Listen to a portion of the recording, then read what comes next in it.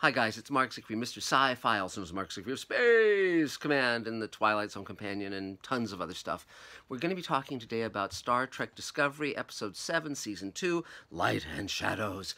And of course, regarding Mr. Sci-Fi, you all know by now to subscribe to Mr. Sci-Fi. You can watch the Space Command first hour of the pilot there. You can watch the Sulu episode I did with George Takei. You can watch all sorts of stuff on science fiction. Anything you're into in science fiction I've talked about and will be talking about again, I'm sure. So, and you can go on to Mark Siegfried Patreon page and throw some dollars our way to keep us able to do this. We're going to be having a crowdfunding campaign soon to shoot more of Space Command. We have a creature contest going. We have a Space Command space suit contest going. Tons of stuff. So, and you can buy Space Command shares. You probably know all about this more than I do. But I wanted to talk about Light and Shadows because last week, as you recall, I was talking about the Saru episode they did and saying it was a really good episode.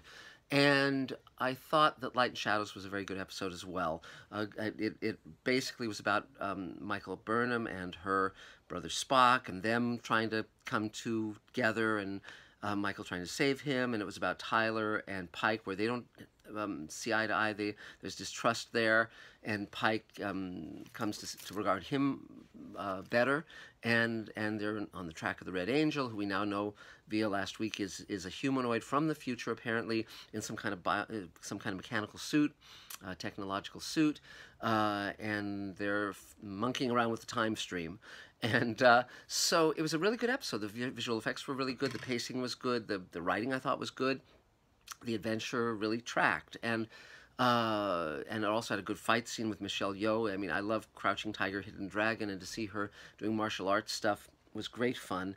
And though you feel she really could wipe the floor with Michael if she even gave it half a thought. Though in this case, she was trying to help Michael get away. And you know, it had Section 31. It had the Discovery, the ship. It had all sorts of stuff. And hopefully Star Trek Discovery is hitting its stride. The original Star Trek was hot, really, really great, fresh out of the gate. Star Trek The Next Generation took about a season to find its footing. Maybe Star Trek Discovery is going to be good from now on. Let's hope, or at least of a higher quality and consistency.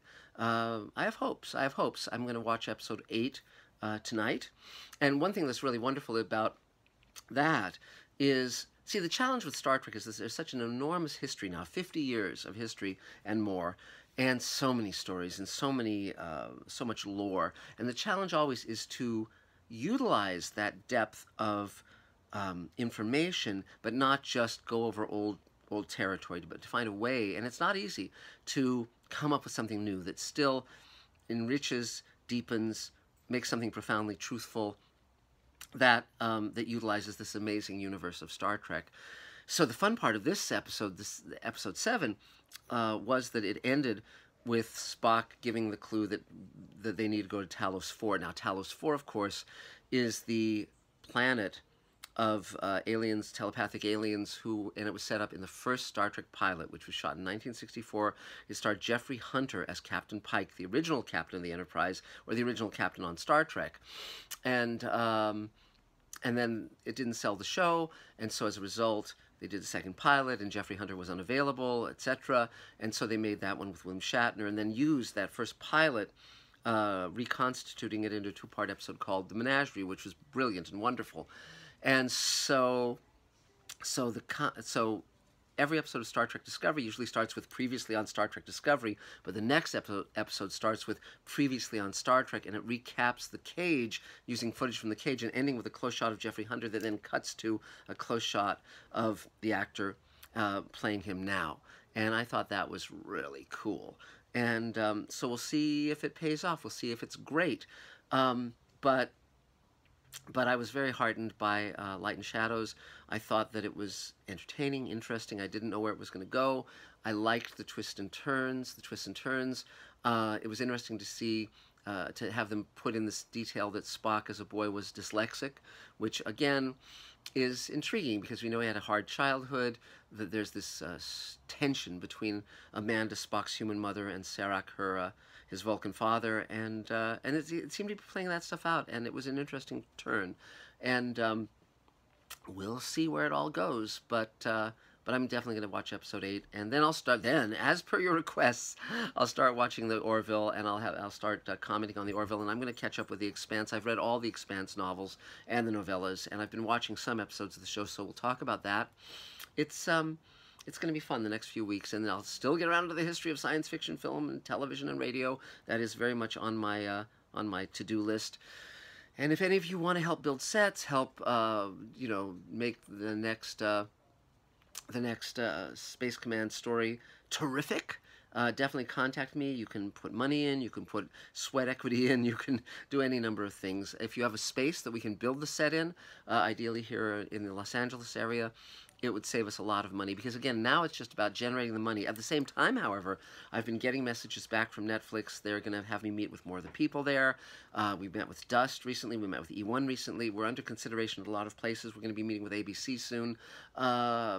So we're still working to sell Space Command and get it made as a show on one of these platforms or networks, but I don't want to stop shooting. I want to ramp up. I want to shoot the entire season and beyond. So if you have a space where we could build stuff, if you have, and you'd like to donate that or give it to us at a low amount, if you have knowledge in building, if you want to build props, if you want to build sets, if you want to make costumes, anything you want to do will help us. So I appreciate everything that you can do. I appreciate all of your help and encouragement. It's just, going to get better and better and better. We're going to be showing the Space Command pilot at WonderCon, I guess, next weekend. And we're also going to show it, I think, at the Nebula Awards weekend. It's going to be held in May. And there's also a Doctor Who convention coming up in Atlanta that we're going to be screening it at with our cast. So there's a lot of adventures to come.